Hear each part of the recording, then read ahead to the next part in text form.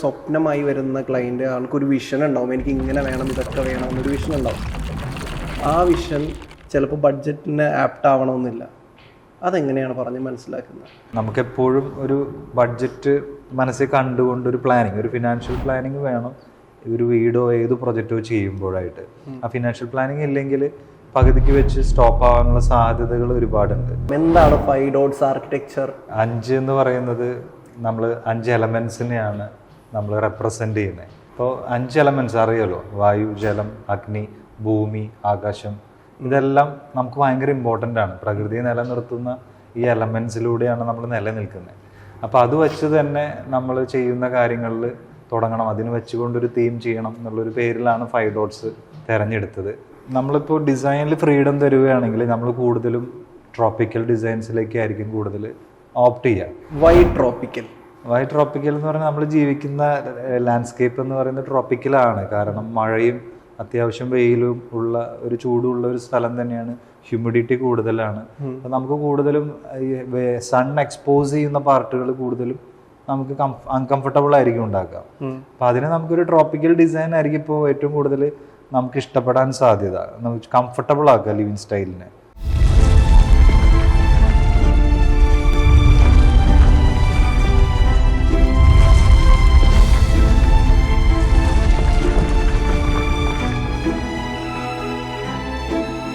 Hi, welcome to yet another episode of Home Stories powered by എൻ്റെ സംരംഭം and Holmes for you. ഇന്ന് നിങ്ങളിലേക്ക് ഞാൻ പരിചയപ്പെടുത്താൻ പോകുന്ന ഒരു principal designer, it's none other than Lijo. Lijo, welcome to the show. Thank you. നമ്മളിതിനു മുമ്പ് ഒരു തവണ കണ്ടിട്ടുണ്ട്, അതെ, കുറേ നേരം സ്പെൻഡ് ചെയ്തിട്ടുണ്ട്, ഒരു ഹോം ടൂർ തന്നെ നടത്തിയിട്ടുണ്ടല്ലേ? എവിടെയാണ് വീട്? വീട് തൃശ്ശൂരാണ്. ജനിച്ചതൊക്കെ തൃശ്ശൂർ തന്നെയാണ്. നമ്മളിപ്പോൾ ഏകദേശം ഒരു 10-15 വർഷമായിട്ട് കേരളത്തിൽ ആർക്കിടെക്ചർ ഡിസൈനിങ് പ്രാക്ടീസ് ചെയ്യുന്നുണ്ട്. ലിജോന്റെ സ്ഥാപനം എന്ന് പറയുന്നത് 5 dots ആർക്കിടെക്ചർ. അതെ, 5 dots ആർക്കിടെക്ചർ. അന്ന് നമ്മൾ സംസാരിച്ചപ്പോൾ പറഞ്ഞായിരുന്നു 5 dots ആർക്കിടെക്ചറിന് തന്നെ ആ പേരിടാൻ തന്നെ ഒരു പ്രത്യേകത ഉണ്ട് എന്നുള്ളത്. അതെ അതെ, നമുക്ക് അതിൽ നിന്ന് തന്നെ തുടങ്ങാം. എന്താണ് 5 dots ആർക്കിടെക്ചർ? അതൊന്ന് എക്സ്പ്ലെയിൻ ചെയ്യാമോ? ഈ 5 എന്ന് പറയുന്നത് നമ്മൾ 5 എലമെൻസിനെയാണ് നമ്മൾ റെപ്രസെൻ്റ് ചെയ്യുന്നത്. അപ്പോൾ ഞാൻ ഇത് പ്രാക്ടീസ് ചെയ്യുന്ന സമയത്ത് എനിക്ക് പ്രകൃതിയോട് ഭയങ്കര അധികം ഇണങ്ങി ജീവിക്കാനൊക്കെ ഇഷ്ടമുള്ള ഒരാളാണ്. അപ്പോൾ 5 എലമെൻറ്റ്സ് അറിയാലോ, വായു, ജലം, അഗ്നി, ഭൂമി, ആകാശം. ഇതെല്ലാം നമുക്ക് ഭയങ്കര ഇമ്പോർട്ടൻ്റ് ആണ്. പ്രകൃതിയെ നിലനിർത്തുന്ന ഈ എലമെൻസിലൂടെയാണ് നമ്മൾ നിലനിൽക്കുന്നത്. അപ്പോൾ അത് വെച്ച് തന്നെ നമ്മൾ ചെയ്യുന്ന കാര്യങ്ങളിൽ തുടങ്ങണം. അതിന് വെച്ചുകൊണ്ടൊരു തീം ചെയ്യണം എന്നുള്ളൊരു പേരിലാണ് 5 dots തിരഞ്ഞെടുത്തത്. 5 elements എന്ന് പറയുന്ന ഒരു പേരിനെ രജിസ്റ്റർ ചെയ്യാൻ കിട്ടാത്തത് കൊണ്ട് 5 dots എന്നുള്ള രീതിയിലെല്ലാം ഒരു ബിന്ദു എന്നുള്ളൊരു കോൺസെപ്റ്റിലേക്ക് നമ്മൾ 5 dotsനെ അങ്ങനെ കൺവേർട്ട് ചെയ്തതാണ്. ഇപ്പോൾ 5 dots ആർക്കിടെക്ചർ എന്നാണ് നമ്മൾ സ്ഥാപനം പറയുന്നത്. പക്ഷേ ഈ 5 എലമെൻസിനെ ബേസ് ചെയ്ത് നമ്മൾ അവരെ സപ്പോർട്ട് ചെയ്ത് ആ എലമെൻസിൻ്റെ ഗുണങ്ങൾ കിട്ടുന്ന രീതിയിലുള്ള ആർക്കിടെക്ചർ ചെയ്യുക എന്നുള്ളതാണ് പ്രധാനമായിട്ട് ഉദ്ദേശിക്കുന്നത്. ഇപ്പോൾ എത്ര പ്രോജക്ട്സ് ആയി? ഇപ്പോൾ പ്രൊജക്ടിന്റെ എണ്ണം എടുത്തിട്ടില്ല, പക്ഷേ ധാരാളം പ്രൊജക്റ്റുകൾ ചെയ്യണമെന്നും എല്ലാ വ്യത്യസ്തമായ രീതികൾ എല്ലാ മേഖലകളിലും ആർക്കിടെക്ചർ ഡിസൈൻസ് എന്ന് പറയുമ്പോൾ അറിയാലോ, എല്ലാ മേഖലകളിലും നമ്മളുടെ ഡിസൈൻസുകൾ വരണമെന്നും എല്ലാ ആർക്കിടെക്ചർ ഒരു ജനങ്ങൾക്ക് ഒരു സപ്പോർട്ട് ആവണമെന്നും വിചാരിച്ചുകൊണ്ട് തന്നെയാണ് ഇപ്പോഴും പ്രാക്ടീസ് ചെയ്യുന്നത്. ഞാൻ ചോദിക്കുകയാണെന്നുണ്ടെങ്കിൽ, ആദ്യമായിട്ട് ഒരു ക്ലയൻറ്റ് വരുമ്പോൾ ഒരുപാട് സ്വപ്നം ഇതൊക്കെ ആയിട്ടായിരിക്കും വരിക. ഒരു ക്ലയൻറ്റ് മീറ്റിംഗ് തൊട്ട്, സ്റ്റാർട്ടിങ് ക്ലയൻറ്റ് മീറ്റിംഗ് തൊട്ട് അവിടെ നിന്ന് അങ്ങോട്ട് ആ ഒരു പ്രോജക്റ്റ് ഫിനിഷ് ചെയ്തിട്ട് ദ ഫൈനൽ ഹാൻഡ് ഷേക്ക് അതുവരെയും ഒരു നീണ്ട പ്രോസസ്സാണ്. കുറേ നാൾ നീണ്ടു നിൽക്കുന്ന ഒരു പ്രോസസ്സാണ്. എങ്ങനെയാണ് ഈ പരിപാടി മാനേജ് ചെയ്യുന്നത്? ആക്ച്വലി ഇപ്പോൾ ക്ലയൻറ്റ് ഇപ്പോൾ ഒരു ലാൻഡുമായിട്ടാണല്ലോ ക്ലയൻറ്റ് വരുന്നത്. അപ്പോൾ ആക്ച്വലി ഇതെന്ന് പറഞ്ഞാൽ നമുക്ക് ആർക്കിടെക്ചർ ഒരു പാഷൻ ആണെങ്കിൽ ഞാൻ പറയണത് ഒരു പ്രൊജക്റ്റ് എന്ന് പറയുന്നതിന് ഒരു വിഷൻ ഉണ്ട്. കാരണം ഇപ്പോൾ വീട് എക്സാമ്പിൾ പറയുകയാണെന്നുണ്ടെങ്കിൽ ആ വീട്ടിൽ താമസിക്കുന്നവർക്ക് ആ വീടാണ് അവർക്ക് ഇനി എല്ലാം തരാൻ പോകുന്നത്.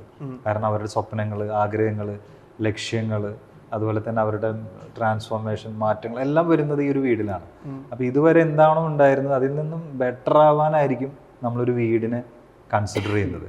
അപ്പോൾ നമ്മൾ തുടക്കം തുടങ്ങി അവസാനം വരെയും ആ ഒരു വീട് ചെയ്യാനുള്ള വേണ്ട എല്ലാ സൗകര്യങ്ങളും സാഹചര്യങ്ങളും ഡിസൈൻ മാത്രമല്ല കൺസൾട്ടൻസിയും സപ്പോർട്ടും ഈ പറഞ്ഞ പോലെ അവരുടെ അറിയാമല്ലോ ഫിനാൻഷ്യലി അവർക്ക് കുറേ കാര്യങ്ങളുണ്ടാവും. എല്ലാ അപ്സ് ആൻഡ് ഡൗൺസിലൂടെയാണ് ശരിക്കും പറയുകയാണെങ്കിൽ ഒരു വീട് പണി ഫുള്ള് തീരുന്നത്. അതുവരെ പൂർണ്ണമായിട്ടും സപ്പോർട്ട് ചെയ്യുകയും അത് കഴിഞ്ഞ് അവരുമായിട്ട് ബന്ധം നിലനിർത്തുകയുമാണ്. കാരണം ലൈഫിൽ നമുക്ക് അൺഎക്സ്പെക്റ്റഡ് ആയിട്ട് കണ്ടുമുട്ടുന്ന ചില വ്യക്തിത്വങ്ങളാണ് നമ്മൾ ചില ലൈഫിൽ ചില നിമിത്തങ്ങൾ എന്ന് പറയുന്ന പോലെ നിമിത്തങ്ങളായിട്ട് കണക്ട് ചെയ്യുന്ന വ്യക്തികളായിരിക്കും. അവരും നമ്മൾക്ക് സഹായിക്കാനായിരിക്കും നമ്മൾ എത്തുന്നത്. അപ്പം ആ ഒരു കോൺസെപ്റ്റിലായിരിക്കും അവസാനം വരും. അതും കഴിഞ്ഞു. കാരണം ഒരു വീട് പണിയുടെ കൂടെ ആ ബന്ധം നമ്മൾ നിർത്തുന്നില്ല, പക്ഷെ നിർത്താനും പാടില്ല. കാരണം നമ്മളൊരു നിമിത്തമായിട്ടൊരു കർമ്മം ചെയ്യാൻ വരുന്നു, കർമ്മം കഴിയുന്നു, അടുത്തതിലേക്ക് പോകുന്നു. പക്ഷേ ആ പ്രോസസ്സ് എന്ന് പറയുന്ന റിലേഷൻഷിപ്പ് അവസാനം വരെയല്ല, നീളുന്ന ഒരു റിലേഷൻഷിപ്പ് ആയിരിക്കും. നിങ്ങൾ ഈ രണ്ട് പേരിൽ, അതായത് ഞാൻ നേരത്തെ ചോദിച്ചതുപോലെ ഈ രണ്ട് ഒരുപാട് നാൾ നീണ്ടു നിൽക്കുന്ന ഒരു പ്രോസസ്സാണെന്ന് പറഞ്ഞു. ഇതിൽ ആർക്കാണ് ഏറ്റവും കൂടുതൽ പേഷ്യൻസ് വേണ്ടത്? ക്ലയന്റിനാണോ അല്ലെങ്കിൽ ആർക്കിടെക്ചർ ഹാൻഡിൽ ചെയ്യുന്ന ആൾക്കാണോ ഏറ്റവും കൂടുതൽ പേഷ്യൻസ് വേണ്ടത്? പേഷ്യൻസ് എല്ലാ മനുഷ്യർക്കും ആവശ്യം.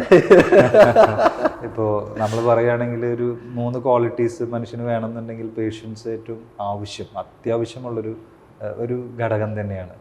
എല്ലാവർക്കും വേണ്ടതാണ്. ആക്ച്വലി പണി ചെയ്യുന്നവർക്കും വേണം, കോൺട്രാക്ടർക്കും വേണം, ഡിസൈനർക്കും വേണം. ഏറ്റവും കൂടുതൽ ആർക്കാണെന്ന് വെച്ചാൽ എന്തായിരിക്കും ഉത്തരം? എല്ലാവർക്കും ഒരുപോലെ തന്നെ വേണം.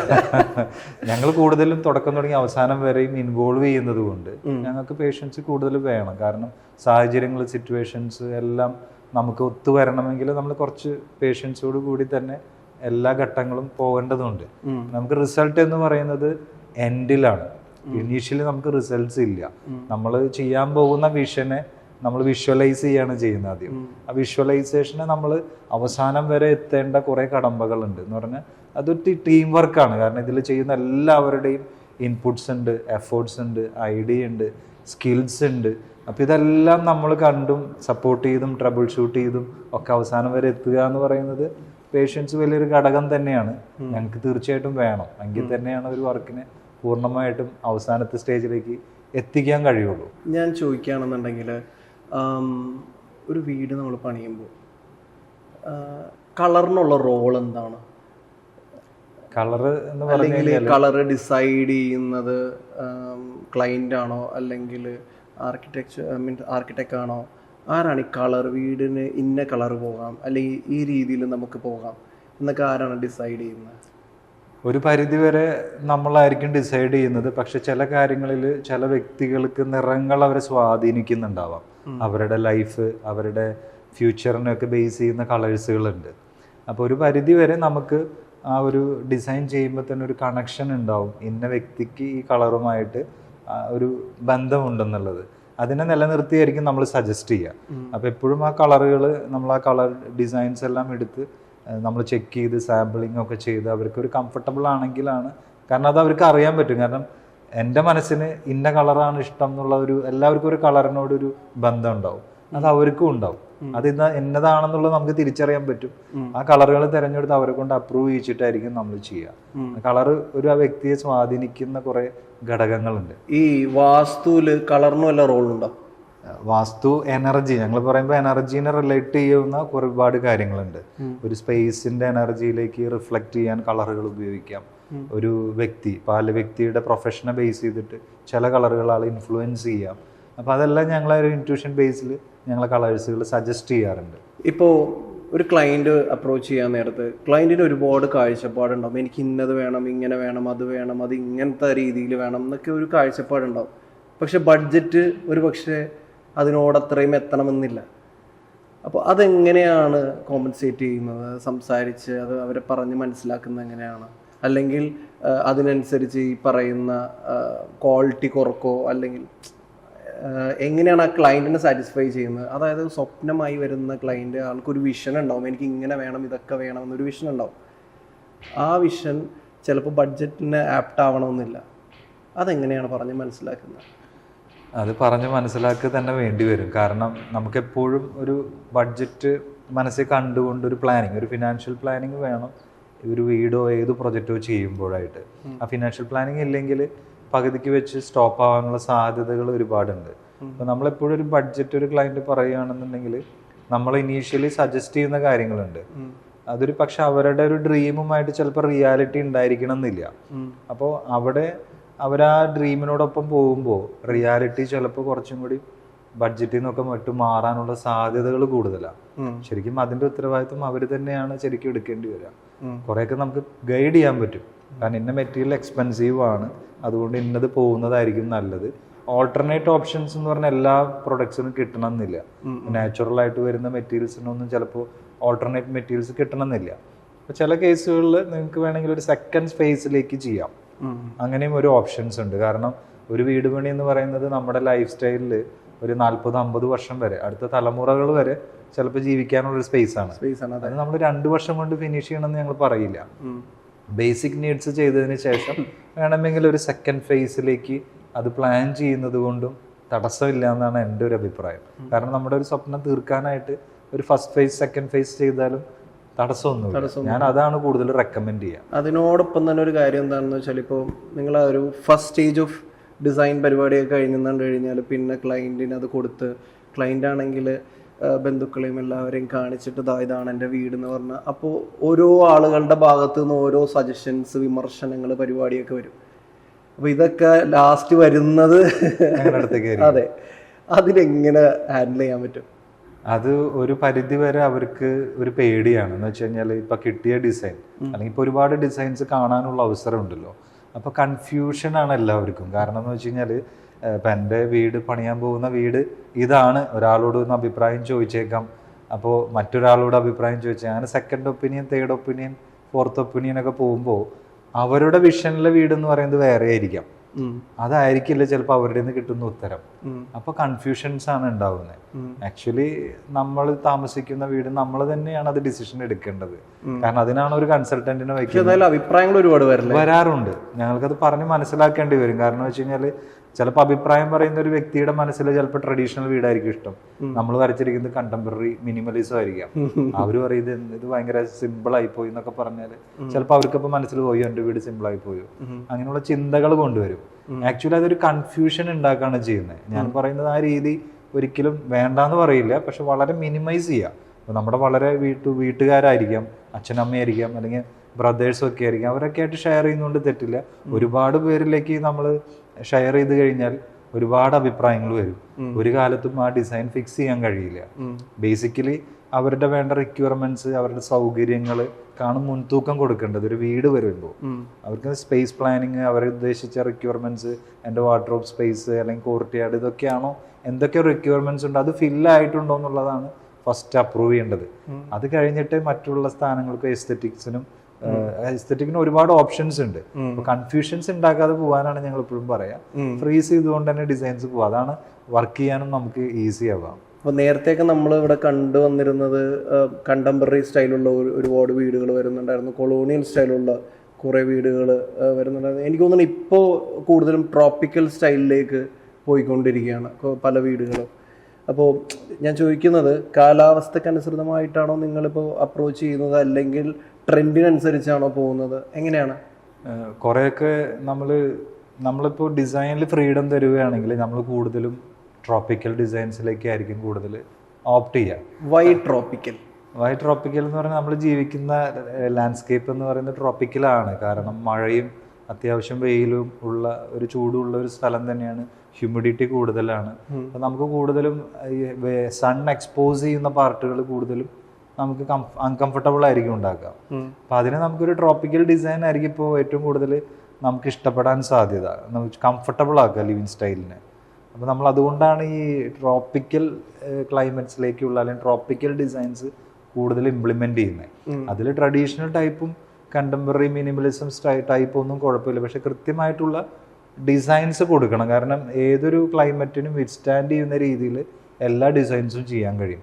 കണ്ടംപററിയും ചെയ്യാം, ഇപ്പോൾ മിനിമൽ കോൺസെപ്റ്റുകളും, ഇപ്പോൾ കൊളോണിയൻ പറയുന്ന ട്രോപ്പിക്കൽ ഡിസൈൻസ്, കുറേ ഡിസൈൻസ് ഉണ്ട്, അതെല്ലാം നമുക്ക് ചെയ്യാൻ പറ്റും. പക്ഷെ എല്ലാം ക്ലൈമറ്റിനും കൂടി നിലനിർത്തിക്കൊണ്ടുള്ള പ്രൊട്ടക്റ്റ് ചെയ്തുകൊണ്ടുള്ള ഡിസൈൻസ് തന്നെയായിരിക്കണം നമ്മൾ ചെയ്യേണ്ടത്.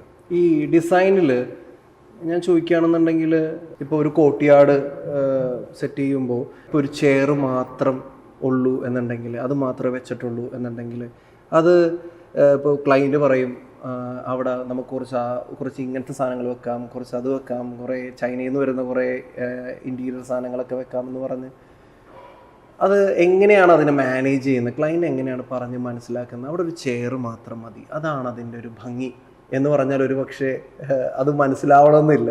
അത് ഒരുപാട് കാര്യങ്ങളുണ്ട്. കാരണം വെച്ചാൽ നമ്മൾ ഡിസൈൻ ചെയ്യുമ്പോൾ ആ ഡിസൈൻ ഒരു പർപ്പസ് ഉണ്ടായിരിക്കും. ഇപ്പോൾ നമ്മളെ ഡിസൈൻസിലേക്ക് ഒരു കോർട്ട്യാർഡ് സ്പേസ് ഇതുപോലെ ഒരു ഗ്രീൻ സ്പേസ് കൊടുക്കുകയാണെന്നുണ്ടെങ്കിൽ നമ്മൾ 5 എലമെൻസിൻ്റെ ബേസ് ചെയ്ത് പറയുമ്പോൾ നമ്മൾ കുറച്ച് നാച്ചുറൽ സ്റ്റോൺസ് ഉണ്ടാവും, ഇവിടെ ചെറിയ വാട്ടർ കാസ്കേഡ്സ് ഉണ്ടാവും, പ്ലാന്റ്സ് ഉണ്ടാവും, സൺലൈറ്റ്സ് കിട്ടുന്ന രീതിയിലുള്ള ഓപ്ഷൻസ് ഉണ്ടാവും. അപ്പോൾ നമ്മൾ അവിടെ ഒരു ചെയറാണ് ഇടുന്നതെന്നുണ്ടെങ്കിൽ അത് നമ്മളുടെ ഒരു പെർസ്പെക്റ്റീവിൽ നമ്മൾ അതിനെ വിഷൻ കാണുന്നത് ഇങ്ങനെയാണ്. എന്നുവെച്ചാൽ ഒരു വ്യക്തി എത്ര തിരക്കുള്ള വ്യക്തികളാണെങ്കിലും ഒരു അല്പസമയം, ഒരു 15-20 മിനിറ്റ് അവർക്ക് വേണ്ടി മാത്രം തനിച്ച് സൈലൻ്റായിട്ട് ഇരിക്കാനുള്ളൊരു സ്പേസാണ് അത്. ആ ഒരു സ്പേസിൻ്റെ ഇമ്പോർട്ടൻസ് സൈലൻസ് പ്രാക്ടീസ് ചെയ്തവർക്ക് മാത്രമാണ് അത് മനസ്സിലാവുള്ളൂ. അപ്പോൾ ആ ഒരു സ്പേസ് കോർട്ട്യാർഡ് എന്ന് പറയുന്ന കണ്ണിന് കൗതുകം ഉണ്ടാക്കുന്നതിനപ്പുറം ആ ഒരു ചെയർ എന്ന് പറയുന്ന ഒരു കംഫർട്ടബിൾ ചെയർ ആയിരിക്കാം, അല്ലെങ്കിൽ നിലത്തിരിക്കാവുന്ന ഒരു സ്പേസ് ആയിരിക്കാം, അല്ലെങ്കിൽ ഒരു സ്റ്റോൺ ആയിരിക്കാം, സ്റ്റോണിൻ്റെ മുകളിലായിരിക്കും ഇരിക്കുന്നുണ്ടാവുക. ആ ഇരിക്കുന്ന സ്പേസ് ഒരു 10-20 മിനിറ്റോ നേരം സൈലൻ്റായിട്ട് ആ നേച്ചറുമായിട്ടൊരു കണക്ട് ചെയ്യാനാണ് നമ്മൾ ആ ഒരു വിഷൻ കാണുന്നതെന്നുണ്ടെങ്കിൽ അത് കൃത്യമായിട്ട് പറയുവാണെങ്കിൽ അവർക്ക് മനസ്സിലാക്കാൻ കഴിയും.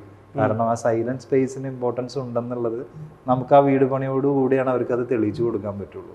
അപ്പോൾ അതൊരു പ്രാക്ടീസാണ്, ലൈഫ് സ്റ്റൈലിൻ്റെ ഭാഗമാണ്. കുറച്ച് നേരം സൈലൻ്റ് ആയിരിക്കുമ്പോൾ കുറേ കാര്യങ്ങൾ നമുക്കൊന്ന് സെറ്റിലാക്കാൻ പറ്റും. അപ്പോൾ അത് കറക്റ്റായിട്ട് വിഷൻ കൊടുത്തു കഴിഞ്ഞാൽ എനിക്ക് തോന്നുന്ന ക്ലയൻസിന് അത് മനസ്സിലാവാറുണ്ട്. സാധാരണ ചേഞ്ച് ചെയ്യാറില്ല. പക്ഷെ ഒരു വിഷൻ ഉണ്ടായിരിക്കണം, ഒരു പർപ്പസ് ഉണ്ടായിരിക്കണം. ഈ കണ്ണിന് കുളിർമ ഉണ്ടാവാൻ വേണ്ടിയിട്ട് നമ്മൾ ഈ നേച്ചർ ഒരു ഫീല് ഒരു ക്ലയൻറ്റിന് കൊടുക്കാൻ നമ്മൾ തീരുമാനിച്ചാൽ നമ്മളതിൽ അപ്ലൈ ചെയ്യുന്നത് ഒരു ആർട്ടിഫിഷ്യൽ പരിപാടീസ് ആണോ, അല്ലെന്നുണ്ടെങ്കിൽ നേച്ചറിനോട് ഇത്തിരി കൂടി ഇണങ്ങി നിൽക്കുന്ന കാര്യങ്ങളാണോ കൂടുതൽ ഉപയോഗിക്കുന്നത്? രണ്ടും ഉണ്ട്. കൂടുതലും ഹെൽത്തിന് ബെനിഫിറ്റ്സ് ഉണ്ടാക്കുന്നത് നാച്ചുറൽ മെറ്റീരിയൽസ് മാത്രമാണ്. ഒരിക്കലും സബ്സ്റ്റിറ്റ്യൂട്ട് ആയിട്ടുള്ള മെറ്റീരിയൽസുകളൊന്നും അതിനൊരു ജീവൻ ഉണ്ടായിരിക്കില്ല. എന്ന് വെച്ച് കഴിഞ്ഞാൽ നമുക്ക് തൊടുമ്പോഴോ കണക്ട് ചെയ്യുമ്പോഴോ ടച്ച് ആൻഡ് ഫീലിംഗിൽ നമുക്ക് നാച്ചുറൽ മെറ്റീരിയൽസ് ആണ് ഉണ്ടാവുക. ഈ ആർട്ടിഫിഷ്യൽ കണ്ണിന് കൗതുകം ഉണ്ടാക്കുന്നത് ആർട്ടുകളാണ്. ഇപ്പം ഈ പറയുന്ന മെറ്റീരിയൽസിൻ്റെ ഒരു ആർട്ട് ഫോം എന്ന് പറയുന്നത് ഈ പറയുന്ന പോലെ നമ്മുടെ ബ്രെയിനിന് വളരെയധികം ഇൻഫ്ലുവൻസ് ചെയ്യാൻ പറ്റുന്നതാണ്. അപ്പോൾ ആർട്ടും ഇമ്പോർട്ടൻസ് ആണ്, പ്രകൃതിയിലുള്ള നാച്ചുറൽ എലമെൻസും ഇമ്പോർട്ടൻസ് ആണ്. ഇത് രണ്ടും കൂടിയുള്ളൊരു കോമ്പിനേഷൻ ആയിരിക്കും ഒരു നല്ല ഡിസൈൻസ് എന്ന് പറയുന്നത്. നേരത്തെ ഞാൻ ഒരു ക്ലയൻറ്റിൻ്റെ സ്വപ്നമായിട്ട് വരുന്നൊരു കാര്യം ഞാൻ പറഞ്ഞിരുന്നു. അപ്പോൾ ഇതിൽ ഈ കോസ്റ്റ് എഫക്റ്റീവായിട്ട് ഒരു പ്രോജക്റ്റിനെ നമ്മളെങ്ങനെ അപ്രോച്ച് ചെയ്യുക? അതായത് ക്ലയൻറ്റ് ഇത്രയും കാര്യങ്ങളൊക്കെ വേണമെന്ന് പറഞ്ഞു വരുന്നു, എന്നാൽ അത് ഒരു പക്ഷേ ആ ക്ലയൻറ്റിൻ്റെ ബഡ്ജറ്റിൽ അത്രയും ഉണ്ടാവില്ല, പക്ഷേ ആൾക്ക് ഇത്രയും സാധനങ്ങൾ വേണം എന്നൊരു കാര്യമുണ്ട്. അപ്പോൾ അതിനെങ്ങനെയാണ് കോസ്റ്റ് എഫക്റ്റീവായിട്ട് അപ്രോച്ച് ചെയ്യുന്നത്? ശരിക്കും കോസ്റ്റ് എഫക്റ്റീവായിട്ട് ഇന്നത്തെ കാലഘട്ടത്തിൽ ചെയ്യാന്ന് പറയുന്നത് ഒരു വലിയ പ്രോസസ്സ് തന്നെയാണ്. കാരണം അവിടെ ഒരു ഡിസൈനർക്കോ അല്ലെങ്കിൽ ഒരു ആർക്കിടെക്റ്റിനോ കൂടുതൽ ഇൻവോൾവ്മെന്റ് വരുന്ന ഒരു കാര്യമാണ്. കാരണം കോസ്റ്റ് എഫക്റ്റീവ് എന്ന് പറയുന്നതിന് നമുക്ക് അതിൻ്റെ പുറകിൽ മെറ്റീരിയൽസിൻ്റെ ഒരു സെർച്ചിങ് ആണെങ്കിലും ശരി, അത് നമുക്ക് റൈറ്റ് ഇംപ്ലിമെൻറ്റ് ചെയ്യാനാണെങ്കിലും ഒക്കെ നമുക്കൊരു ഇൻവോൾവ്മെൻറ്റ് വേണം അവിടെ. അപ്പം മാത്രമാണ് നമുക്കത് ചെയ്യാൻ കഴിയുള്ളൂ. അപ്പോൾ എപ്പോഴും കോസ്റ്റ് എഫക്റ്റീവ് ബിൽഡിങ്സ് ചെയ്യുമ്പോൾ ബഡ്ജറ്റ് എപ്പോഴും ഒരു കൺസേൺ ആണ്. അതിലേക്ക് എത്താൻ നമ്മൾ നല്ല പ്രിപ്പറേഷൻസ് ചെയ്യേണ്ടതായിട്ട് വരും. എങ്കിൽ മാത്രമാണ് ആ ബഡ്ജറ്റിനെ നമുക്ക് കറക്റ്റായിട്ടൊന്ന് സ്റ്റോപ്പ് ചെയ്യാൻ കഴിയുള്ളൂ. അല്ലെങ്കിൽ നമുക്ക് ഒരിക്കലും അത് എസ്കലേറ്റ് ആയി പോകും.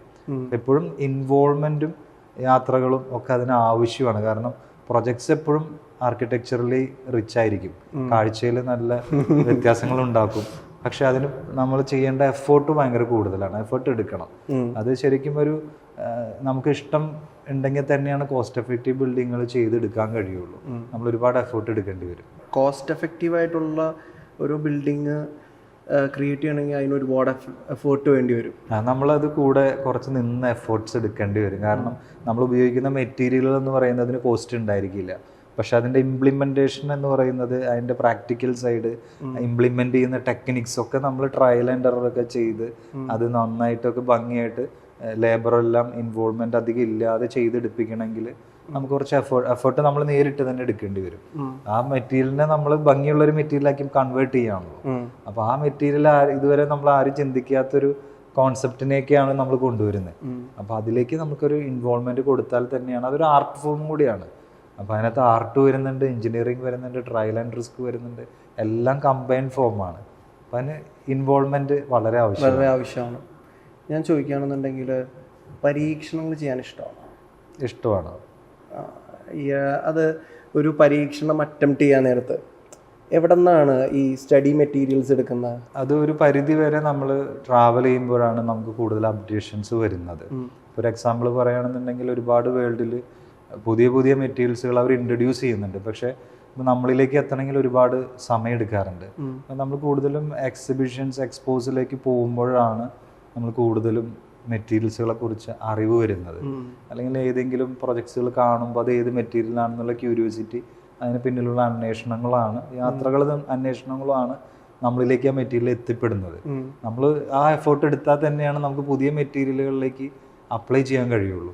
അപ്പം അത് യാത്ര ചെയ്യുമ്പോൾ തന്നെയാണ് നമുക്ക് പുതിയ മെറ്റീരിയൽസുകൾ കിട്ടുക. അതുപോലെ ഞാൻ ചോദിക്കുകയാണ്, നമ്മളൊരു വീട് നമ്മൾ പോയി കണ്ട സമയത്ത് ഞാൻ പുറത്തുനിന്ന് നോക്കുമ്പോൾ ആകെ തുരുമ്പ് പിടിച്ച് ആകെ ഇതായിട്ടിരിക്കുന്നു. പുതിയ വീടാണ്, പണിതിട്ട് അധികം ദിവസം പോലും ആയിട്ടില്ല. അപ്പോൾ പുറത്ത് നോക്കുമ്പോൾ ഗേറ്റൊക്കെ ഇങ്ങനെ തുരുമ്പ് പിടിച്ചിരിക്കുന്നു. അപ്പോൾ ഞാനിങ്ങനെ ആലോചിച്ചു, അതായത് ഇതെന്താണത്, പുതിയ വീടായിട്ട് ഇത്ര പെട്ടെന്ന് തുരുമ്പ് പിടിച്ചു എന്നുള്ളൊരു പെട്ടെന്ന് ഞാനതങ്ങനെ ആലോചിച്ചു. അപ്പോൾ നിന്ന് ഞാൻ ചോദിച്ചപ്പോൾ എനിക്ക് പറഞ്ഞു തന്നു, അത് ആക്ച്വലി തുരുമ്പ് പിടിച്ചല്ല, ഇറ്റ്സ് എ മെറ്റീരിയൽ, കോട്ടൺ സ്റ്റീലാണ്, അത് ഇന്നതാണ്. ഒരുപക്ഷെ ഒരുപാട് പേർക്ക് കോട്ടൺ സ്റ്റീൽ എന്താണ് എന്ന് അറിയില്ലായിരിക്കും. അതിനെക്കുറിച്ച് ഒന്ന് പറഞ്ഞു കൊടുക്കാം. കോട്ടൺ സ്റ്റീൽ എന്ന് പറഞ്ഞ ഒരു വെതറിങ് സ്റ്റീലാണ്. ആക്ച്വലി അതൊരു ഹൈ സ്ട്രെങ്ത് ലോ അലോയ് സ്റ്റീലാണ്. ആക്ച്വലി അതിൻ്റെ ഒരു സ്വഭാവം വളരെ രസകരമാണ്. കാരണം ഇതിൻ്റെ ഒരു ക്യാരക്ടർ ഉണ്ട്. ഇപ്പോൾ നമ്മളിത് അപ്ലൈ ചെയ്യുന്ന സമയത്ത് കോട്ടൺ സ്റ്റീൽ അറിയാലോ, ഒരു റസ്റ്റിക് ഫീലാണ്, ഒരു ഓറഞ്ചിഷ് കളറായിരിക്കും ഇനീഷ്യലി ഉണ്ടായിരിക്കുക. പക്ഷെ ഇതിനൊരു വർഷങ്ങൾ കഴിയും തോറും ഈ സ്റ്റീൽ മെച്ചുവേർഡ് ആവും. മെച്ചുവേർഡ് ആവുമ്പോൾ ഇതിനൊരു ബ്രൗണിഷ് കളറായിരിക്കും വരിക. അത് ബ്രൗൺ ആവും, പിന്നെ ഡാർക്ക് ബ്രൗൺ ആവും, പിന്നെ ചെറിയ ലൈറ്റ് ആൻഡ് ഡാർക്ക് പാച്ചസ് വരും. അപ്പോൾ ഇത് ശരിക്കും പറയുകയാണെങ്കിൽ ഫസ്റ്റ് ബിൽഡിങ് ചെയ്യുമ്പോൾ ഉള്ള കളറിൽ നിന്ന് ഈ വർഷങ്ങൾ കഴിയുമ്പോൾ ഇതിനൊരു മാറ്റം ഉണ്ടാവും. എന്ന് വെച്ചാൽ മെച്ചുവേർഡ് ആവും. നമുക്ക് എല്ലാ മെറ്റീരിയൽസിനും ആ സ്വഭാവം ഇല്ല. അപ്പോൾ ഏത് കളർ അടിച്ചാലും ആ കളർ തന്നെയാണ് എല്ലാ വർഷവും, നമുക്ക് വേറെ മാറ്റങ്ങൾ ഉണ്ടാവുന്നില്ല. പക്ഷെ കോട്ടൺ സ്റ്റീലിനുള്ളൊരു വ്യത്യാസം എന്ന് പറഞ്ഞാൽ ഈ കളറ് നമ്മൾ മച്ചുവേർഡ് ആവുന്ന പോലെ തന്നെ ഈ മെച്ചുവേർഡ് ആവുന്ന കളറിലേക്ക് മാറും. അപ്പൊ ആ ബിൽഡിങ്ങിന് ഉണ്ടാവുന്ന ഒരു ട്രാൻസ്ഫോർമേഷൻ ഉണ്ട്. അതാണ് ആ റസ്റ്റിക്കിന്റെ ഭംഗി കൂട്ടുന്നത്. ശരിക്കും കോട്ടൺ സ്റ്റീൽ ആ ഒരു മെച്യൂരിറ്റി കൊണ്ടുവരാൻ നല്ലൊരു മെറ്റീരിയലാണ്. പാടുപെടുന്നുണ്ടോ? ഇല്ല, അത് അറിയുന്നവർക്ക് അത് മനസ്സിലാവും. കാരണം വെച്ചാൽ അതിന്റെ ഒരു സ്വഭാവം അതാണ്. ഈ കളറിൽ നിന്ന് മാറി മെച്യൂരിറ്റി ആ ബിൽഡിങ്ങിന് വരും. ഇതിനെ കുറിച്ച് പഠിച്ചിട്ടായിരിക്കും വരിക. അവരും കൂടുതൽ യാത്ര ചെയ്യുന്നവരായിരിക്കും. അപ്പൊ അവര് യാത്ര ചെയ്യുമ്പോൾ കാണുന്ന മെറ്റീരിയൽസും ആയിരിക്കും ഇത് ചെയ്താൽ എങ്ങനെയായിരിക്കും എന്നൊക്കെ പറയാം നമ്മുടെ അടുത്ത്. അപ്പോൾ നമുക്കും ഇഷ്ടമുള്ള മെറ്റീരിയൽ ആയിരിക്കും അവർ സജസ്റ്റ് ചെയ്യുന്നത്. അപ്പോൾ പിന്നെ നമുക്ക് കുറച്ചും കൂടി എളുപ്പമായി കാര്യങ്ങളെ കുറിച്ച് സംസാരിക്കാനായിട്ട്. പക്ഷെ അതിലേക്ക് എത്താനുള്ള സാഹചര്യങ്ങളും ഡിസൈൻസിൽ ഇംപ്ലിമെന്റേഷനും കൊടുത്തു കഴിയുമ്പോൾ അവർക്ക് ഓക്കെയാണ്. ഇതിനെപ്പറ്റി അറിയാത്തവർക്ക് ഒരുപാട് നമ്മൾ എക്സ്പ്ലനേഷൻസ് കൊടുക്കേണ്ടി വരും.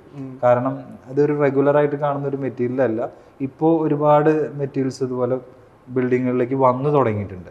ഇപ്പോൾ എനിക്ക് തോന്നുന്നു ഒരു ക്ലയൻറ്റ് എന്താ പറയുക, ജെമിനിയിൽ പ്രോംപ്റ്റൊക്കെ ചെയ്തൊരു വീട് ആൾ തന്നെ കൺസ്ട്രക്ട് ചെയ്ത് അതിൻ്റെ ഇൻറ്റീരിയറും കൺസ്ട്രക്ട് ചെയ്തിട്ട് കൊണ്ടുവന്ന് തരികയാണ്. ഇതാണ് എൻ്റെ വീട്, ഇങ്ങനെ എനിക്ക് പണിത് തരണം എന്ന് പറഞ്ഞാൽ ആ ഒരു അവസ്ഥ എങ്ങനെയാണ്? അല്ലെങ്കിൽ അങ്ങനെയൊക്കെ സംഭവിക്കാറുണ്ടോ? സംഭവിക്കാറുണ്ട്. കാരണം എന്ന് വെച്ച് കഴിഞ്ഞാൽ ഇന്നിപ്പോൾ AI സോഫ്റ്റ്വെയർസ് ടൂൾസ് എല്ലാം എല്ലാവർക്കും ഓപ്പൺ സോഴ്സ് ആണല്ലോ, എല്ലാവർക്കും ഉപയോഗിക്കാമല്ലോ. ഞാൻ പറയുന്നത് എപ്പോഴും ഇപ്പോൾ ഒരു സ്ഥാപനം അല്ലെങ്കിൽ വീടൊക്കെ ചെയ്യുമ്പോൾ അവർക്ക് ഭയങ്കര എക്സൈറ്റഡ് ആയിരിക്കും അവർ. ഈ എക്സൈറ്റ്മെന്റ് കൊണ്ടാണ് ഇത് പെട്ടെന്ന് ചെയ്യുന്നത്. കാരണം വെച്ച് കഴിഞ്ഞാൽ ഇപ്പോൾ നമ്മളിപ്പോൾ വരയ്ക്കുന്നുണ്ടെങ്കിലും അതിനൊരു ടൈം എടുക്കും. നല്ലൊരു ഡിസൈനിലേക്ക് എത്തുന്ന പ്രോസസ്സ് എന്ന് പറഞ്ഞാൽ ആദ്യമേ നമ്മൾ പ്രോപ്പർട്ടി കാണുന്നു, ക്ലയൻറ്റുമായിട്ട് ഡിസ്കസ് ചെയ്യുന്നു, അവരൊരു വിഷൻ നമുക്ക് വരുന്നു. ആ വിഷനെ ബേസ് ചെയ്തിട്ട് ആ ഒരു പ്രോപ്പർട്ടി കാണുമ്പോൾ നമുക്കൊരു ഐഡിയ ഉണ്ടാവുമല്ലോ, ഈ ഒരു എലിവേഷൻ ഇങ്ങനെ ഒരു ബിൽഡിംഗ് ആയിരിക്കും ഇവിടെ നല്ലത്, ഈ ഒരു ലാൻഡ്സ്കേപ്പിൽ ഈ ഒരു ബിൽഡിംഗ് ആയിരിക്കും നല്ലത് എന്ന വിഷനെ ബേസ് ചെയ്തിട്ടാണ് പ്ലാൻ സ്റ്റാർട്ട് ചെയ്യുന്നത്. അപ്പോൾ നമുക്ക് കൃത്യമായിട്ടൊരു ധാരണയുണ്ട്, വരയ്ക്കുന്ന പ്ലാനും അതിൻ്റെ എലിവേഷനും ഒക്കെ കണക്ഷൻസ് ഉണ്ട്. പക്ഷെ ഇതൊന്നും അറിയാതെയാണ് നമ്മൾ AI ട്രൈ ചെയ്യുന്നത്. അപ്പം അത് കൃത്യമായിട്ടും പ്രോസസ്സ് മനസ്സിലാവാത്തത് കൊണ്ടാണ് അവരതങ്ങനെ ചെയ്യുന്നത്. അവർക്കുള്ള എക്സൈറ്റ്മെൻറ്റും ക്യൂരിയോസിറ്റിയിലും പെട്ടെന്ന് അങ്ങ് ചെയ്യാൻ വേണ്ടിയിട്ട് ചെയ്യുന്നതാണ്. പക്ഷെ അതുകൊണ്ട് നമുക്ക് നന്നാവണം എന്നില്ല. നമുക്കതൊരു ജസ്റ്റ് ഒരു റെഫറൻസ് ക്രിയേറ്റ് ചെയ്യാനായിരിക്കും പറ്റുക. പക്ഷെ നമ്മൾ ഈ പറയുന്ന പ്രോസസ്സിലൂടെ നമ്മുടെ വിഷൻ നമ്മൾ പ്ലാനിൽ നിന്ന് നമ്മൾ എലിവേഷൻ ആക്കിയിട്ട് AI ടൂൾ യൂസ് ചെയ്താലും അത് നല്ല റിസൾട്ട് ഉണ്ടാക്കാൻ കഴിയും. അപ്പോൾ ഈ ഒരു പ്രോസസ്സ് എന്ന് പറയുന്നത് ക്ലയൻസിന് അറിയണം എന്നില്ല. അത് നമ്മൾ പ്രൊഫഷണലായിട്ട് നമ്മളത് ചെയ്യുന്ന ഒരു പ്രാക്ടീസാണ്. പക്ഷെ അതിലേക്ക് എത്തുന്ന റിസൾട്ട് നന്നായിരിക്കും. കാരണം ഈ റിസൾട്ടിനെ ബേസ് ചെയ്തിട്ടാണ് എല്ലാ ഡയമെൻഷൻസും എല്ലാ സ്കെയിൽസും പോകുന്നത്. ഈ ഡയമെൻഷൻസ് ആൻഡ് സ്കെയിൽസ് എപ്പോഴും ആ ബിൽഡിങ്ങിന്റെ സ്വഭാവത്തിന്റെ പ്രൊപ്പോർഷനൊക്കെ കീപ്പ് ചെയ്യണത് അതായിരിക്കും. അതൊന്നും അതിൽ കിട്ടില്ല, ജെമിനി അതൊന്നും കിട്ടില്ല. അതൊരു വിഷൻ, ഒരു ജസ്റ്റ് പീസ് ഓഫ് ഫോട്ടോ ആയിരിക്കും നമുക്ക് കിട്ടുന്നത്. അത് വെച്ചുകൊണ്ട് നമുക്ക് ഡീറ്റെയിലിംഗ് ചെയ്യാനൊന്നും കഴിയില്ല. അപ്പൊ അത് ജസ്റ്റ് ഒരു റെഫറൻസ് ആയിട്ട് അവർ ആ ക്യൂരിയോസിറ്റി കൊണ്ട് പെട്ടെന്ന് ചെയ്യുന്നതാണ്.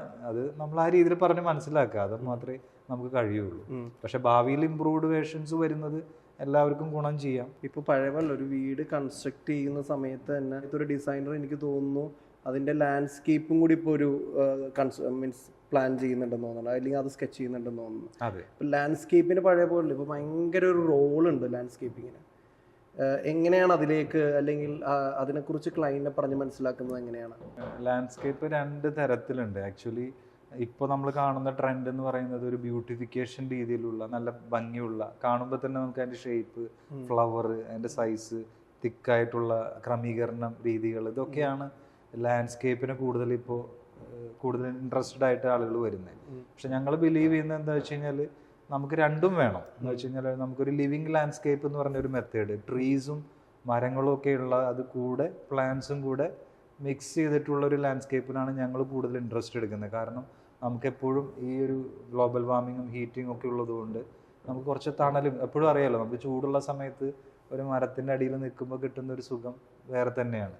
അത് വീടിനും ഉണ്ടാവട്ടെ എന്നാണ് ഞങ്ങൾ ആഗ്രഹിക്കുന്നത്. അപ്പോൾ അതുകൊണ്ടാണ് ഞങ്ങൾക്ക് ഈ ട്രോപ്പിക്കൽ ക്ലൈമറ്റ്, ട്രോപ്പിക്കൽ ലാൻഡ്സ്കേപ്പുകളൊക്കെ ഇഷ്ടപ്പെടുന്നത്. അതിൽ ഞങ്ങളൊരു ലിവിങ് ലാൻഡ്സ്കേപ്പ് എന്ന് പറയുന്ന ഒരു വിഭാഗത്തിനൂടെ ഞങ്ങൾ യോജിക്കുന്നു. ബ്യൂട്ടിഫിക്കേഷൻ കുറവായിരിക്കില്ലേ? രണ്ടും മിക്സ് ചെയ്തുകൊണ്ട് ക്രമീകരിക്കണം എന്നാണ് ഞങ്ങൾ പറയുക. കാരണം വീടിന്റെ ഇപ്പോൾ സൈഡുള്ള പോർഷൻസ് ഒക്കെ സ്പേസ് ഉണ്ടെങ്കിൽ മരങ്ങൾ വെച്ച് പിടിപ്പിക്കാമല്ലോ, ഫ്രൂട്ട് പ്ലാന്റ്സ് വെക്കാം. അപ്പോൾ അവിടെ നമുക്ക് കൂടുതലും ഹീറ്റ് റേഡിയേഷൻ വരുന്നത് നമുക്ക് കുറച്ച് കുറയും, ചൂട് കുറയും. അതുപോലെ തന്നെ നമ്മൾ പേവർ ബ്ലോക്സ് മുറ്റത്തൊക്കെ ചെയ്യുന്നുണ്ടാവുമല്ലോ, അതിൽ നമ്മൾ ക്രമീകരിക്കുമ്പോൾ 1-2 മരങ്ങൾ ചെയ്യാം, ബാക്കിയുള്ളത് പ്ലാന്റ്സ് ചെയ്യാം. അപ്പോൾ ചിലത് നമുക്ക് ആ ചൂട് കുറയുന്ന ഒരു സാഹചര്യം നമുക്ക് ചെയ്യാൻ പറ്റും. അപ്പോൾ ഒരു ക്ലബ് ചെയ്തുകൊണ്ടുള്ള ഒരു ലാൻഡ്സ്കേപ്പ് ആയിരിക്കും ഞങ്ങൾ കൂടുതൽ റെക്കമെൻഡ് ചെയ്യുക. നമ്മൾ നേരത്തെ പറഞ്ഞ പോലെ കോസ്റ്റ് എഫക്റ്റീവായിട്ട് ചെയ്യുന്ന അവരുടെ അടുത്ത് സ്ഥലം മാത്രം ഉണ്ടാവും, എന്നാൽ ഒരുപാട് സ്ഥലം ഉണ്ടാവില്ല, വളരെ കുറച്ച് സ്ഥലമായിരിക്കും ഉണ്ടായിരിക്കുക. പക്ഷെ അതിൽ ഒരു നല്ലൊരു കൺസ്ട്രക്ഷൻ, നല്ലൊരു വീട് വെക്കണം എന്നൊരു ആഗ്രഹം അവർക്കുണ്ടാവും. അത് എത്രത്തോളം വെല്ലുവിളി ആവാറുണ്ട്? കാരണം അവരുടെ മനസ്സിലുള്ള ആ ഒരു വീട് അതിൽ അവർക്ക് അപ്ലൈ ചെയ്യാൻ പറ്റുമോ, അങ്ങനെ ഭയങ്കര ഡൗട്ടിലായിരിക്കുമല്ലോ അവർ വരിക. അപ്പോൾ എങ്ങനെയാണ് ആ ഒരു പരിപാടി ഹാൻഡിൽ ചെയ്യുന്നത്? ഇപ്പോൾ ഈ അടുത്ത് തന്നെ വളരെ 1.5 സെൻറ്റിൽ പണിത ഒരു വീട്, അല്ലെങ്കിൽ വളരെ ചെറുത് ഒരു നാരോ ആയിട്ട് പണിതേക്കുന്ന വീട്, അങ്ങനെ പലതും നമ്മൾ കാണുന്നുണ്ട്. അപ്പോൾ അത് എങ്ങനെയാണ് ഈ നമ്മൾ അപ്രോച്ച് ചെയ്യുക? അല്ലെങ്കിൽ നമ്മൾ ചിലപ്പോൾ ആ രീതിയിൽ നമ്മളുടെ ചിന്തകളെ കൊണ്ടുവരണം. നമ്മളെപ്പോഴും ഈവൻ ദോ കോസ്റ്റ് എഫക്റ്റീവ് ആണ് എന്നുണ്ടെങ്കിൽ കൂടി നേരത്തെ ഒരുപാട് സ്ട്രഗിൾ ചെയ്യണമെന്ന് പറഞ്ഞു, മീൻസ് ഒരുപാട് സ്ട്രെയിൻ ചെയ്യേണ്ട ഒരു ആവശ്യമുണ്ട് അതിൽ എന്ന് പറഞ്ഞു. ഈ ഒരു എന്താ പറയുക, വളരെ കുറച്ച് സ്ഥലമുള്ള ആളുകൾക്ക് നല്ല മികച്ച സൗകര്യമുള്ളൊരു വീട് പണിയണം, അല്ലെങ്കിൽ അവരാഗ്രഹിക്കുന്നുണ്ടല്ലോ ഏതൊരാളും. അപ്പോൾ അതെങ്ങനെയാണ് അപ്രോച്ച് ചെയ്യുന്നത്? കൃത്യമായിട്ട് പറഞ്ഞു കഴിഞ്ഞാൽ നമ്മൾ ഓരോ പ്രോപ്പർട്ടിയും ഓരോ പ്രൊജക്റ്റും ഒരു സ്റ്റഡി തന്നെയാണ് നമുക്ക്. It's A learning. അപ്പോൾ നമുക്ക് ക്ലയൻറ്റിന് വേണ്ട ഒരു സാഹചര്യം എന്താണോ അതിനനുസരിച്ച് നമുക്ക് ഡിസൈൻ ചെയ്യാനുള്ള സാഹചര്യം നമുക്കുണ്ട്. കാരണം നമ്മളുടെ ഒരു എക്സ്പീരിയൻസ് ആണ് നമ്മൾ അതിലേക്ക് എത്തിക്കുന്നത്. അപ്പോൾ നമ്മൾ ചില കാര്യങ്ങൾ ഇപ്പോൾ എവിടെയൊക്കെയാണ് കോസ്റ്റ് കൂടാൻ സാധ്യതയുള്ള സ്ഥലങ്ങൾ, ആ ഭാഗങ്ങളെല്ലാം കോൺസെൻട്രേറ്റ് ചെയ്തിട്ട് നമുക്ക് കോസ്റ്റ് എഫക്റ്റീവായിട്ട് ചെയ്യാൻ കഴിയും. അപ്പോൾ നമുക്ക് എപ്പോഴും ഒരു ലാൻഡ് ബേസ് ചെയ്യുമ്പോൾ എല്ലാ ലാൻഡും ഒരുപോലെയല്ല, കാരണം എല്ലാ വീടുകളും ഒരുപോലെയല്ല. എല്ലാം വ്യത്യസ്തമായ സൈസ്, വ്യത്യസ്തമായ സ്ക്വയർ ഫീറ്റ്, വ്യത്യസ്തമായ ലാൻഡ്, പ്രകൃതി, ഡീറ്റെയിൽസ് എല്ലാം ഡിഫറെൻ്റ് ആയിരിക്കും. അപ്പോൾ ഇതിനെ ബേസ് ചെയ്തിട്ടാണ് നമ്മൾ ഡിസൈൻസ് ചെയ്യുന്നത്. അപ്പോൾ നമുക്ക് വരുന്ന എൻക്വയറിനനുസരിച്ചിട്ട് അവരുടെ റിക്വയർമെൻറ്റ് ആദ്യം പഠിച്ചിട്ട് അവരുടെ ഒരു താല്പര്യം അനുസരിച്ചിട്ട് അവരുടെ ബഡ്ജറ്റിൽ പറ്റുന്ന റിക്വയർമെൻ്റ് ആണോ എന്നുള്ളത് നമ്മൾ കൃത്യമായിട്ട് അവരോട് പറയണം.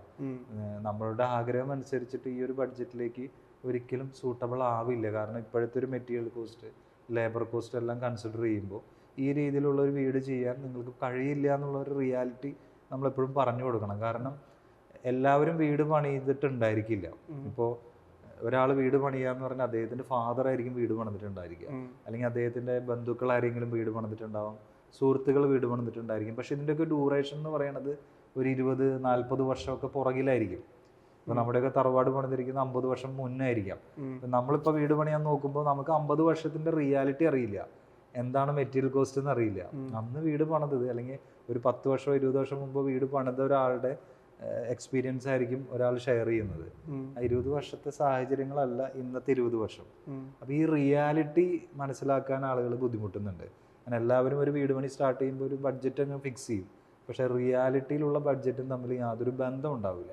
അപ്പൊ അത് കൃത്യമായി ക്ലയൻസുമായിട്ട് സംസാരിക്കുക എന്നുള്ളത്, കമ്മ്യൂണിക്കേറ്റ് ചെയ്യുക എന്നുള്ളത് വളരെ ഇമ്പോർട്ടൻ്റ് ആണ്. എനിക്ക് തോന്നുന്നു വളരെ ചുരുങ്ങിയ സ്പേസിലൊക്കെ ഈ കണ്ടെയ്നർ ഹോംസ് ഒക്കെ ഇപ്പോൾ ഭയങ്കരമായിട്ട് വരുന്നുണ്ടെന്ന് തോന്നുന്നു അല്ലേ? അതെ അതെ. ഒരു അപ്പം ഞാനെപ്പോഴും ചിന്തിക്കുന്ന ഒരു പരിപാടിയാണ്, ഈ കണ്ടെയ്നർ ഹോംസ് വരുമ്പോൾ ഇതിൽ ഭയങ്കര ചൂടായിരിക്കില്ലേ, വെയിലൊക്കെ അടിക്കുമ്പോൾ ഭയങ്കര ചൂടായിരിക്കില്ലേ? തീർച്ചയായിട്ടും. ഇതെങ്ങനെ മാനേജ് ചെയ്യാൻ പറ്റും? കണ്ടെയ്നർ ഹോംസ് എല്ലാവരും ഓപ്റ്റ് ചെയ്യുന്നില്ല, ചില ആളുകൾ മാത്രമാണ് കണ്ടെയ്നർ ഹോംസ് ഓപ്റ്റ് ചെയ്യുന്നത്.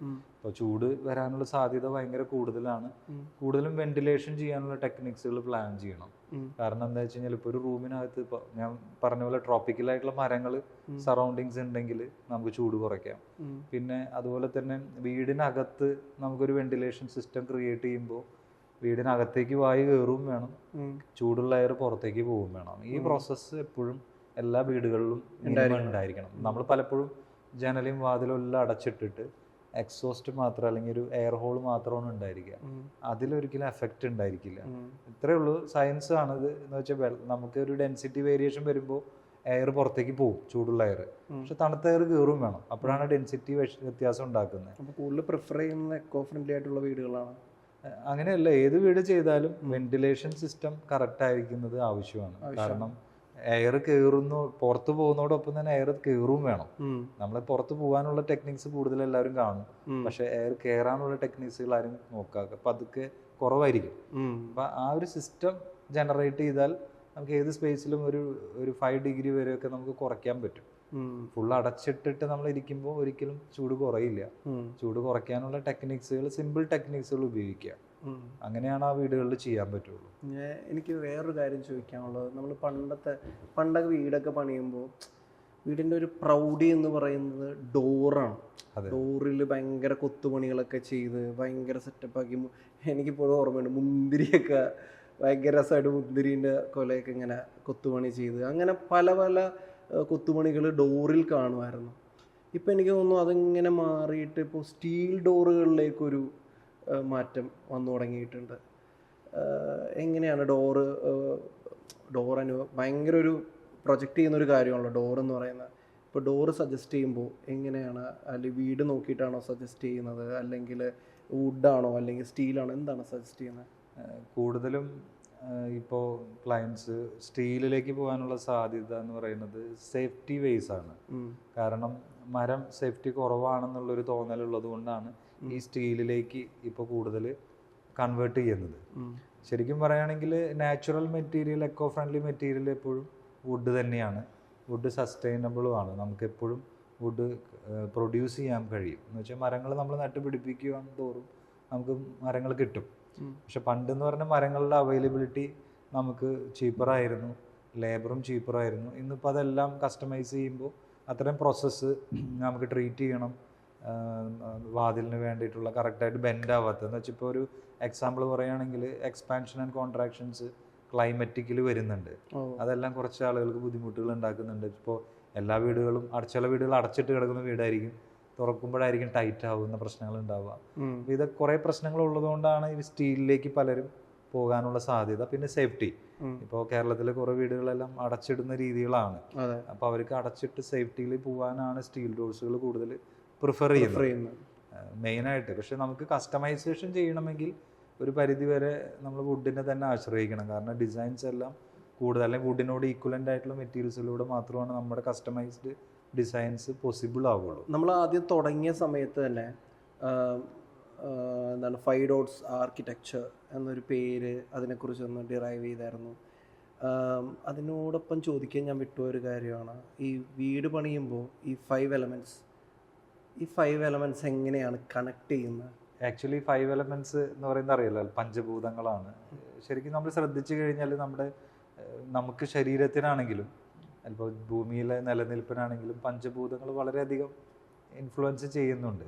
ഇപ്പോൾ ഒരു വ്യക്തി നമ്മൾ ഈ പറഞ്ഞ പോലെ നല്ല ബ്രീത്തും നല്ല വാട്ടറും നല്ല ഭക്ഷണവും ഒക്കെ കഴിക്കുമ്പോൾ ഉണ്ടാകുന്ന ഒരു എനർജി ഉണ്ടല്ലോ, അതുപോലെ തന്നെയാണ് ഈ വീട് എന്ന് പറയുന്നത് ഒരു വ്യക്തിയുടെ ഒരു റെസ്റ്റിംഗ് പ്ലേസ് തന്നെയാണ്. ഈ വീട്ടിൽ തന്നെയാണ് എല്ലാവരുടെയും ഒരു ജനറേഷനൊക്കെ ഉണ്ടാവുന്നതും ആ തലമുറകളൊക്കെ എന്താ പറയുക ഇൻഫ്ലുവൻസ് ചെയ്യുന്നതും. പഴയ ജനറേഷനിൽ നിന്ന് ഇൻഫ്ലുവൻസ് ചെയ്യുന്നു, പുതിയ ജനറേഷൻസ് ഉണ്ടാവുന്നു, കുറേ കാര്യങ്ങൾ പഠിക്കുന്നു. ഇപ്പോൾ നമ്മൾ ഇത്ര സ്കൂളിൽ പോയാലും നമ്മുടെ മാതാപിതാക്കളിൽ നിന്ന് കുറേ പഠിക്കേണ്ട കാര്യങ്ങളുണ്ട്. ട്രഡീഷണൽ വാല്യൂസ് കുറേ ഉണ്ട്. കാരണം ഇപ്പോഴത്തെ കുട്ടികൾക്ക് ആ ട്രഡീഷണൽ വാല്യൂസ് അറിയത്തില്ല. വാല്യൂസ് ഒക്കെ നമ്മൾ തന്നെ പഠിപ്പിച്ചു കൊടുക്കേണ്ടി വരും. അപ്പോൾ ഇതിനെല്ലാം കൂടി ഒരു സ്പേസ് ആണ്. ഇപ്പോൾ നമ്മളൊക്കെ പണ്ട് ഒരുമിച്ചിരുന്ന് കഥകൾ പറഞ്ഞിരുന്ന കാലഘട്ടങ്ങളുണ്ടായിരുന്നു, ഇന്നത് കുറഞ്ഞു. അപ്പോൾ ഇതുപോലെ നോക്കിക്കഴിഞ്ഞാൽ ഈ പറയുന്ന എലമെൻറ്റ്സ് കൊണ്ട് നമുക്ക് എനർജൈസ് ചെയ്യാനാണ് ഈ സ്പേസിനെ പ്ലാൻ ചെയ്യുന്നത്. അതിനീ പറഞ്ഞ പോലെ നമ്മുടെ വായു, ജലം, ഭൂമി, അഗ്നി, ഇപ്പോൾ ഈ പറയുന്ന എല്ലാം ഒരു പ്രത്യേക രീതിയിൽ ക്രമീകരിക്കുന്ന ഒരു രീതിയാണ്. ആ രീതി നമ്മൾ ഈ വീട്ടിലേക്കുള്ള സ്പേസിലേക്ക് കിട്ടുമ്പോൾ അവരിലേക്ക് അതറിയാതെ ഒരു ബെനഫിഷ്യൽ ആവുന്നുണ്ട്. അതിനാണ് ഞങ്ങൾ ഈ എലമെൻസിനെ ഡിസൈനിലേക്ക് കൊണ്ടുവരുന്നത്. അതിനൊരു പ്രോസസ്സ് ഉണ്ട്. ആ വ്യക്തിയെക്കുറിച്ചൊക്കെ നമ്മൾ പഠിക്കും, വ്യക്തിയുടെ ലാൻഡിനെ കുറിച്ച് പഠിക്കും. അത് വ്യക്തിയും ലാൻഡിനെയും തമ്മിൽ നമ്മൾ കമ്മ്യൂണിക്കേറ്റ് ചെയ്ത് സിങ്ക് ചെയ്യുന്ന, ഒരുമിച്ചാക്കുന്ന ഒരു പ്രോസസ്സാണ്. എന്നിട്ടാണ് ഡിസൈൻ സ്റ്റാർട്ട് ചെയ്യുന്നത്. അപ്പോൾ ആ ഡിസൈൻസിൽ റൂമിൻ്റെ സ്പേസ്, ജനലിൻ്റെ ഘടനകൾ, ഇപ്പോൾ വായു എങ്ങനെയാണ് അതിൽ എഫക്റ്റ് ചെയ്യുന്നത്, സൺലൈറ്റ് എങ്ങനെ എഫക്റ്റ് ചെയ്യുന്നു, വാട്ടർ എലമെൻറ്റ്സ് എങ്ങനെ എഫക്റ്റ് ചെയ്യുന്നു, എർത്ത് എങ്ങനെ അവരെ സപ്പോർട്ട് ചെയ്യുന്നു, സ്പേസ് എന്ന് പറയുന്നത് മൈൻഡിനെയാണ് ഞങ്ങൾ കണക്ട് ചെയ്യുന്നത്. ആ വ്യക്തിക്ക് അവിടെ ഇരിക്കുമ്പോൾ ഉണ്ടാവുന്ന വ്യക്തിവികാസങ്ങൾ, മനസ്സിൻ്റെ സ്വാധീനങ്ങളൊക്കെയാണ് ഞങ്ങൾ അതിനെ കണക്ട് ചെയ്യുന്നത്. അപ്പോൾ ഈ ഒരു 5 എലമെൻറ്റ്സിനെ ബേസ് ചെയ്തുകൊണ്ട് ആ സ്പേസിനെ ഡിസൈൻ ചെയ്യുമ്പോൾ ആ വ്യക്തിക്കും കുടുംബത്തിനും ഭയങ്കരമായിട്ടുള്ളൊരു ഹാപ്പിനെസ് ഉണ്ടാവുക, പുതിയ കാര്യങ്ങൾ ചെയ്യാൻ കഴിയുക, അങ്ങനെയൊക്കെയുള്ള കുറേ മാറ്റങ്ങൾ അവരിലേക്ക് കൊണ്ടുവരാൻ കഴിയും. അതാണ് കൂടുതൽ ആ ഡിസൈൻസിൽ ഞങ്ങൾ ആഗ്രഹിക്കുന്നത്. എല്ലാ വ്യക്തികൾക്കും അത് ചെയ്യാനാണ് ഞങ്ങൾ ആഗ്രഹിക്കുന്നത്. വേറൊരു ചോദ്യം ചോദിക്കാനുള്ളത് എന്താണെന്ന് വെച്ചാൽ, ഈ അടുത്ത് ഗ്ലാസ്സുകളുടെ സ്വാധീനം, വീടുകളിൽ ഗ്ലാസ്സുകളുടെ സ്വാധീനം ഭയങ്കരമായിട്ട് വരുന്നുണ്ട്. എടുത്തു പറയുകയാണെന്നുണ്ടെങ്കിൽ ഇപ്പോൾ ദുൽഖറിൻ്റെ കടവന്ത്രയിലെ വീട് ഫ്രണ്ടിലൊക്കെ ഭയങ്കര ഗ്ലാസും ഭയങ്കര രസമാണ് ഗ്ലാസ് വെച്ചിട്ട്. എനിക്ക് പെട്ടെന്ന് തോന്നിയത് ഇതിന് അഡ്വാൻറ്റേജും ഡിസഡ്വാൻറ്റേജും, കാരണം പെട്ടെന്ന് ഇടിച്ച് പൊളിച്ച് കയറാൻ പറ്റുമോ, പെട്ടെന്ന് ബ്രേക്കബിൾ ആണോ, അങ്ങനെയൊക്കെ എൻ്റെ മൈൻഡിലൊരു തോട്ട് വന്നായിരുന്നു. പിന്നെ ഇതിൻ്റെ അഡ്വാൻറ്റേജും ഡിസഡ്വാൻറ്റേജും എന്തൊക്കെയാണ്?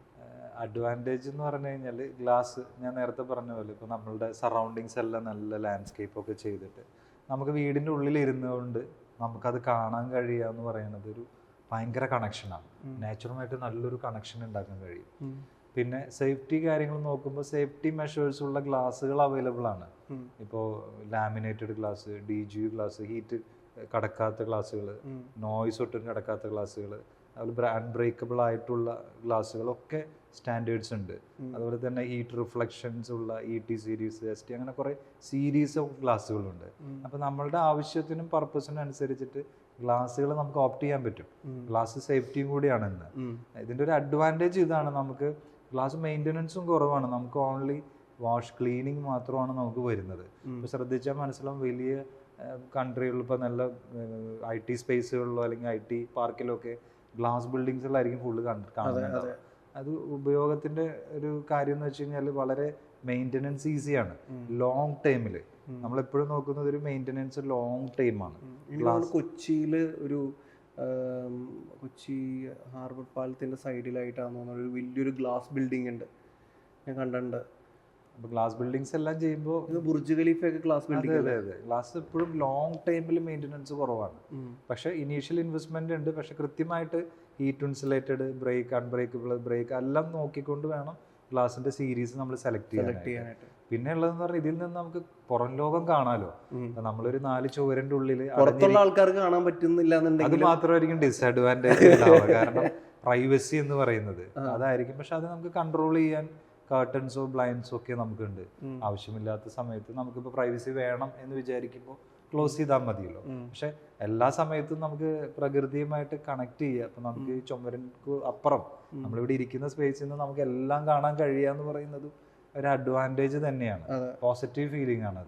അതിന് ശരിക്കും ക്ലാസ് അല്ലാതെ വേറെ മാർഗമില്ല, പുറത്ത് നമ്മൾ ഇരിക്കേണ്ടി വരും. വേറെ അതുപോലെ ഒരു കാര്യം എന്താണെന്ന് വെച്ചാൽ ലൈറ്റിങ്. നമ്മളൊരു വീട്ടിൽ നമുക്ക് കയറി ചെല്ലാൻ നേരത്ത് ഭയങ്കര ലൈറ്റിങ് പരിപാടിയൊക്കെ ഇരിക്കും. നമുക്ക് ഭയങ്കര ഇപ്പോൾ ടോട്ടൽ വൈറ്റ് മതിലുള്ള ഒരു ടോട്ടൽ വൈറ്റ് ആയിട്ടുള്ളൊരു വീട്ടിലായിട്ട് ഭയങ്കര കൂൾ ലൈറ്റൊക്കെ അടിച്ച് നമുക്ക് അകത്തേക്ക് കയറുമ്പോൾ തന്നെ ഭയങ്കര ഒരു എന്താ പറയുക, ഭയങ്കരമായിട്ട് ഇറിറ്റേറ്റ് ആവും നമുക്ക്. അപ്പോൾ ഈ ലൈറ്റിങ്ങിനായിട്ട് നിങ്ങൾ എന്തൊക്കെയാണ് ശ്രദ്ധിക്കുന്നത്, അല്ലെങ്കിൽ ഇതിന് വേണ്ടിയിട്ട് ഒരു പ്രത്യേക ഇതെന്തെങ്കിലും ഉണ്ടോ? ആക്ച്വലി ലൈറ്റിംഗ് എന്ന് പറയുന്നത് ഭയങ്കര ഇമ്പോർട്ടൻ്റ് ആണ്. ഇപ്പോൾ നമുക്കിപ്പോൾ പുറത്ത് പോകുമ്പോൾ സൂര്യപ്രകാശം കൂടുമ്പോൾ നമുക്ക് എന്തുണ്ടാവും, അൺകംഫർട്ടബിൾ ഫീൽ ചെയ്യുന്ന പോലെ തന്നെയാണ്. നമ്മളിരിക്കുന്ന ലിവിങ് സ്പേസിലാണെങ്കിലും ഇപ്പോൾ കണ്ണിലേക്കൊക്കെ ലൈറ്റ് അടിക്കുമ്പോൾ നമുക്കത് ഭയങ്കര അൺകംഫർട്ടബിൾ ആവും. കാരണം റീഡിങ് ചെയ്യുമ്പോഴൊക്കെ നമുക്ക് വളരെ കൃത്യമായിട്ടുള്ള ലൈറ്റിംഗ് നമുക്ക് ആവശ്യമാണ്. ശരിക്കും ലൈറ്റിംഗ് ഡിസൈൻ തന്നെ ഒരു ലൈറ്റിംഗ് ആർക്കിടെക്ചർ എന്ന് പറയുന്ന ഒരു വിഭാഗം ഉണ്ട്. ശരിക്കും ആ ലൈറ്റിംഗ് ആർക്കിടെക്ചറിലൂടെ ചെയ്യുമ്പോഴാണ് കൃത്യമായിട്ടുള്ള ലൈറ്റിംഗ് നമുക്ക് പ്രൊവൈഡ് ചെയ്യാൻ കഴിയുള്ളൂ. നമ്മളിപ്പോൾ ഒരു സ്പേസിൽ പുറത്തുനിന്ന് ഇപ്പോൾ യാത്ര ചെയ്ത് വന്ന് നമ്മുടെ വീട്ടിലേക്ക് കയറുമ്പോൾ നമുക്ക് ഭയങ്കര കാം ആൻഡ് ക്വയറ്റ് ഫീൽ ചെയ്യണം ലൈറ്റ് കൊണ്ട്. കുറേ ലൈറ്റ് ഇട്ട് നമുക്ക് ഭയങ്കരമായിട്ടൊരു ഇതാവാൻ പാടില്ല, കണ്ണിനത് സ്ട്രെയിൻ ആവാനും പാടില്ല. അപ്പോൾ ലൈറ്റിംഗ് എന്ന് പറയുന്ന ഒരു വിഭാഗം ശരിക്കും ആർക്കിടെക്ചർ ഭയങ്കര ഇമ്പോർട്ടൻസ്. അത് എക്സ്റ്റീരിയറും ഉണ്ട്, ഇൻറ്റീരിയറും ഉണ്ട്. ആ എക്സ്റ്റീരിയർ ലൈറ്റ്സിങ്ങും അതുപോലെ തന്നെ ഇമ്പോർട്ടൻ്റ് ആണ്. ലാൻഡ്സ്കേപ്പ് ലൈറ്റിംഗ് ഇമ്പോർട്ടൻസ് ആണ്. ഇൻറ്റീരിയറിലും ലൈറ്റിംഗ് വളരെ ഇമ്പോർട്ടൻ്റ് ആണ്. അതിൻ്റെ കളേഴ്സ് എല്ലാം എന്ന് വെച്ചാൽ ന്യൂട്രൽ വൈറ്റ്, വാം വൈറ്റും ഒക്കെ കണ്ണിന് കുറച്ചും കൂടി നല്ല ലൈറ്റ്സുകളാണ്. ഹിഡൻ ലൈറ്റ്സുകൾ, ഇതൊക്കെയാണ് നമ്മളെ കൂടുതൽ ആ സ്പേസിനെ കുറിച്ച് ഇഷ്ടപ്പെടുത്തുന്നത്. അപ്പോൾ ലൈറ്റിങ്ങിന് ഭയങ്കര അധികം ഇമ്പോർട്ടൻസ് ഉണ്ട്. അങ്ങനെ ചെയ്യുമ്പോൾ തന്നെയാണ് പ്രൊജക്റ്റിനും താമസിക്കുന്നവർക്ക് ഒരു കംഫർട്ട് സോൺ ക്രിയേറ്റ് ചെയ്യാൻ കഴിയുക. എനിക്ക് തോന്നുന്നു ഏകദേശം ഒരു അരമണിക്കൂറിലൊക്കെ മേലെ നമ്മൾ സംസാരിച്ച് സമയം പോയി തന്നെ അറിഞ്ഞില്ല. അതെ. ഇനി നമുക്ക് കൺക്ലൂഷനിലേക്ക് വരികയാണെന്നുണ്ടെങ്കിൽ വീട്ടിൽ ആരൊക്കെയുണ്ട്? വീട്ടിൽ ഇപ്പോൾ ഉള്ളത് ഭാര്യയുണ്ട്, മകളുണ്ട്, എൻ്റെ അമ്മയുണ്ട്. കുട്ടികളൊക്കെ എന്ത് ചെയ്യണം? മോളാണുള്ളത്. മോള് 8 വയസ്സായി, 2ാം ക്ലാസ്സിൽ പഠിക്കുന്നു. വൈഫ് ഫിസിയോതെറാപ്പിസ്റ്റാണ്, ആൾ പ്രാക്ടീസ് ചെയ്യുന്നുണ്ട്. പേര് പറഞ്ഞു കേട്ടോ, അതിന്റെ പേര് പറഞ്ഞില്ല എന്ന് വെച്ചാൽ ഇത് വേണ്ട. വൈഫിന്റെ പേര് എന്താണ്? വൈഫിന്റെ പേര് ഷെറിൻ ഫ്രാൻസിസ് എന്നാണ്. മോളുടെ പേര് നവോമി ഷെറിൻ ലിജോ. അമ്മയുടെ പേര് സുശീല. എന്തായാലും ഇത്രയും സമയം പോയി തന്നെ അറിഞ്ഞില്ല. നമ്മൾ കുറേ കാര്യങ്ങൾ ഇങ്ങനെ ചോദിക്കുന്നതിനോടൊപ്പം എനിക്ക് കയറി വന്ന കുറേ ഡൗട്ടുകളെല്ലാം ഇങ്ങനെ ക്ലിയർ ആയിപ്പോയി. എനിക്ക് തോന്നുന്നത് നമ്മളുടെ പ്രേക്ഷകർക്കും ഇത്തരം ഡൗട്ടുകൾ ഉണ്ടെങ്കിൽ ആ ഡൗട്ടുകൾ ക്ലിയർ ആവുന്ന ഒരു ഇൻ്റർവ്യൂ കൂടിയായിരുന്നു. Anyway, nice to meet you. Thank you. അടിപൊളിയായിരുന്നു. എന്തായാലും വന്നതിൽ പങ്കെടുത്തതിൽ സന്തോഷം. Thank you. വീണ്ടും കാണാം. Okay, thank you. ബൈ.